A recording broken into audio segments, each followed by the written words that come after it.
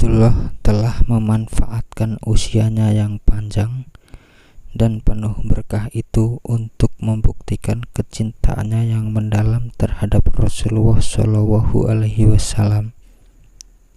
Hingga suatu masa kaum muslimin yang saleh berdoa, "Ya Allah, biarkanlah Ibnu Umar tetap hidup selama Engkau memberikan hidup bagiku, agar aku dapat mengikuti jejaknya, karena aku tidak mengetahui seorang pun yang menghirup dari sumber pertama selain dia." Karena kegemarannya yang kuat, tidak pernah luntur dalam mengikuti sunnah dan jejak langkah Rasulullah, Ibnu Umar bersikap sangat hati-hati dalam penyampaian hadis dari Rasulullah. Dia tidak akan menyampaikan suatu hadis darinya kecuali jika ia ingat seluruh kata-kata Rasulullah. Orang-orang yang semasa dengannya mengatakan, tak seorang pun di antara sahabat Rasulullah Shallallahu Alaihi Wasallam yang lebih berhati-hati agar tidak tercecer atau terkurangi sehuruf pun dalam menyampaikan hadis Rasulullah Shallallahu Alaihi Wasallam sebagaimana Ibnu Umar. Pun demikian dalam berfatwa, ia sangat berhati-hati dan lebih suka menjaga diri. Suatu hari, seseorang datang kepadanya untuk meminta fatwa. Setelah orang itu memajukan pertanyaan, Ibnu Umar menjawab, "Saya tidak tahu tentang masalah yang Anda tanyakan itu." Orang itu pun pergi dan baru beberapa langkah ia meninggalkannya. Ibnu Umar menggosok-gosokkan telapak tangannya sebagai ungkapan sukacita dan berkata dalam hatinya, Ibnu Umar ditanya orang tentang yang tidak diketahuinya, maka ia menjawab tidak tahu. Dia tidak ingin berijtihad untuk memberikan fatwa karena takut berbuat kesalahan, walaupun pola hidupnya mengikuti ajaran agama besar yang menyediakan satu pahala bagi orang-orang yang berijtihad salah dan 2 pahala bagi yang berijtihad benar. Sikap kehati-hatiannya telah menyebabkannya tidak berani berfatwa. Dia juga menghindarkan diri dari jabatan hakim, padahal jabatan ini merupakan jabatan tertinggi di antara jabatan kenegaraan dan kemasyarakatan.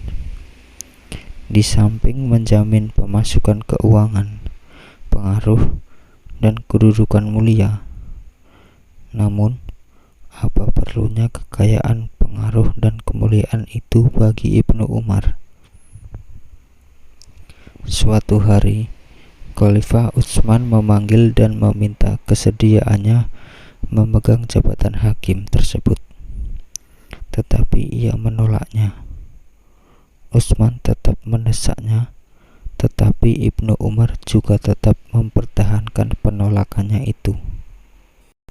"Apakah engkau tidak menaati perintahku?" tanya Utsman. Ibnu Umar menjawab, "Sama sekali tidak. Hanya saja dengar para hakim itu ada 3 macam. Pertama, hakim yang mengadili tanpa ilmu, maka ia dalam neraka. Kedua, hakim yang mengadili berdasarkan nafsu, maka ia juga dalam neraka. Ketiga, hakim yang berijtihad dan hasil ijtihadnya benar, maka ia dalam keadaan berimbang, tidak berdosa, tapi tidak pula mendapatkan pahala. Atas nama Allah, saya memohon kepadamu agar dibebaskan dari jabatan itu." Khalifah Utsman menerima keberatan itu setelah mendapat jaminan bahwa ia tidak akan menyampaikan hal itu kepada siapapun. sebab Utsman menyadari bagaimana kedudukan Ibnu Umar di hati masyarakat. Bila orang-orang yang bertakwa lagi saleh mengetahui keberatan Ibnu Umar menerima jabatan tersebut, mereka pasti akan mengikuti langkahnya, sehingga Utsman tidak akan menemukan seorang bertakwa yang bersedia menjadi hakim. Pendirian Abdullah bin Umar ini mungkin terlihat sebagai sikap yang kurang positif, tetapi sebenarnya tidak demikian. Ibnu Umar tidak akan menolak jabatan tersebut apabila tidak ada lagi orang lain yang pantas menduduki jabatan itu, karena masih banyak orang yang saleh dan wara' di antara sahabat Rasulullah yang sebelumnya memang sudah memiliki pengalaman kerja cukup lama di bidang kehakiman dan fatwa. Penolakan Ibnu Umar ini tentu saja tidak akan menyebabkan lowongannya kursi jabatan tersebut atau mengakibatkannya jatuh ke tangan orang-orang yang tidak berwenang. Telah tertanam dalam kepribadian Ibnu Umar untuk selalu membina dan mengingatkan diri agar lebih sempurna ketaatan dan peribadatannya kepada Allah Subhanahu wa Ta'ala. Di sisi lain, kehidupan Islam pada waktu itu bisa juga menjadi faktor penolakan itu. Pada masa itu, keduniaan telah terbuka lebar bagi kaum muslimin. Harta kekayaan melimpah ruah, pangkat dan jabatan terbuka luas. Godaan harta dan kedudukan itu telah memikat dan membius hati sebagian orang beriman, sehingga sebagian sahabat Rasulullah SAW, di antaranya Ibnu Umar, bangkit mengibarkan bendera perlawanan terhadap godaan itu. Wujudnya ialah dengan menjadikan diri mereka sebagai teladan dalam kezuhudan dan kesalehan, menjauhi kedudukan-kedudukan tinggi, mengatasi fitnah dan godaannya.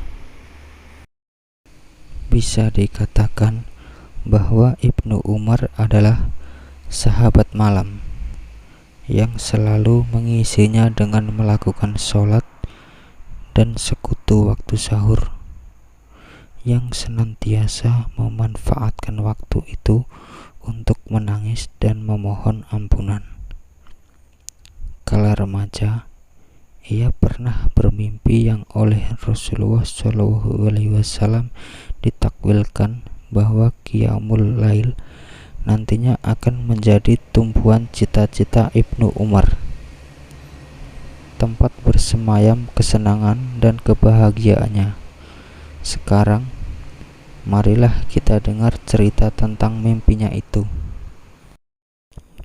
Pada masa Rasulullah SAW, Abdullah bin Umar pernah bermimpi seolah-olah di tanganku ada selembar kain beludru.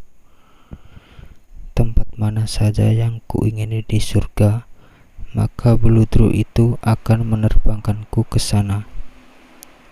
Aku melihat dua orang mendatangiku dan ingin membawaku ke neraka. Tetapi seorang malaikat menghadang mereka dan berkata, "Jangan ganggu." Kedua orang itu pun membiarkan jalan bagiku. Hafsah, saudariku, menceritakan mimpi itu kepada Rasulullah SAW.